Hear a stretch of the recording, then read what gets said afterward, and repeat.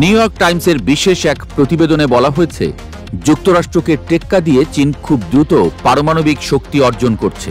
এমনকি অন্যান্য পারমাণবিক শক্তিধর দেশগুলোয় একসঙ্গে যে পরিমাণ পারমাণবিক চুল্লি তৈরি করছে, চীন একাই তার চেয়ে এগিয়ে আছে। অবস্থা এমন দাঁড়িয়েছে যে যুক্তরাষ্ট্রে একটি রিঅ্যাক্টর বা পারমাণবিক চুল্লি নির্মাণে গড়ে 11 বছর সময় লাগে, সেখানে চীন মাত্র 5-6 বছরেই কাজ শেষ করছে। ফলে 2030 সালের মধ্যেই পারমাণবিক বিদ্যুৎ উৎপাদন ক্ষমতায় যুক্তরাষ্ট্রকে টক্কর দেবে চীন। পারমাণবিক শক্তির পাশাপাশি চীনের ক্ষেপণাস্ত্র শিল্প এখন বিশ্বের সবচেয়ে দ্রুত বর্ধনশীল। আর কেবল পারমাণবিক শক্তি উৎপাদনের দেশ নয়, এটি পরিণত হচ্ছে বিশ্বের নতুন প্রযুক্তি ও সামরিক শক্তির কেন্দ্রে। চীনের DF-41 আন্তঃমহাদেশীয় ক্ষেপণাস্ত্র 15,000 কিলোমিটার দূরে আঘাত হানতে পারে, আর তাদের হাইপারসনিক মিসাইল DF-ZF মাক 3 গতিতে উড়ে প্রতিরক্ষা ভেদ করে ফেলে। একই সঙ্গে চীন এখন বিশ্বের তৃতীয় বৃহত্তম অস্ত্র রপ্তানিকারক। তাদের গ্রাহক তালিকায় আছে পাকিস্তান, মিয়ানমার, আফ্রিকা, এমনকি মধ্যপ্রাচ্য। চীনের তৈরি J-20 স্টেলথ ফাইটার এখন পরিচিত এশিয়ার F-22 নামে।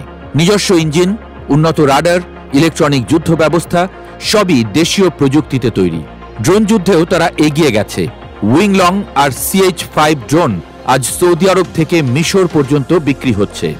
দক্ষিণ চীন সাগরে তাদের নতুন এয়ারক্রাফট ক্যারিয়ার ফুজিয়ান সমুদ্রপথে যুক্তরাষ্ট্রের বিকল্প শক্তি তৈরি করছে। আর মহাকাশে চীনের টিয়ানগন এখন পুরোপুরি কার্যকর। তারা ইতোমধ্যেই চাঁদে নতুন ঘাঁটির পরিকল্পনা করছে, যেখানে আমেরিকা এখনো পিছিয়ে। এই প্রযুক্তিগত শক্তির উত্থান এখন চীনের কূটনৈতিক অবস্থানকেও বদলে দিচ্ছে। বেল্ট অ্যান্ড রোড ইনিশিয়েটিভের মাধ্যমে তারা বিনিয়োগ করেছে 150টিরও বেশি দেশে, আফ্রিকা থেকে মধ্যপ্রাচ্য, লাতিন আমেরিকা থেকে দক্ষিণ এশিয়া পর্যন্ত। পাকিস্তানে রিঅ্যাক্টর, তুরস্কের ড্রোন প্রজেক্ট, ইরানে ক্ষেপণাস্ত্র সহযোগিতা, সব মিলিয়ে এই শক্তি এখন কেবল প্রযুক্তি নয়, ভূরাজনৈতিক প্রভাবের প্রতীক। চীনের এই উত্থান শুধু অর্থনীতি নয়, এটি ভবিষ্যতের নেতৃত্বের ঘোষণা। শক্তি, প্রযুক্তি আর কূটনীতি তিনটিই এখন একসাথে কাজ করছে একটি নতুন বিশ্ব ব্যবস্থা গড়ে তুলতে। বিদ্যুৎ উৎপাদনের জন্য পরমাণু বিভাজন, প্রথম কম্পিউটার চিপ আর মহাকাশ প্রতিযোগিতার সূচনা সবই করেছিল আমেরিকা।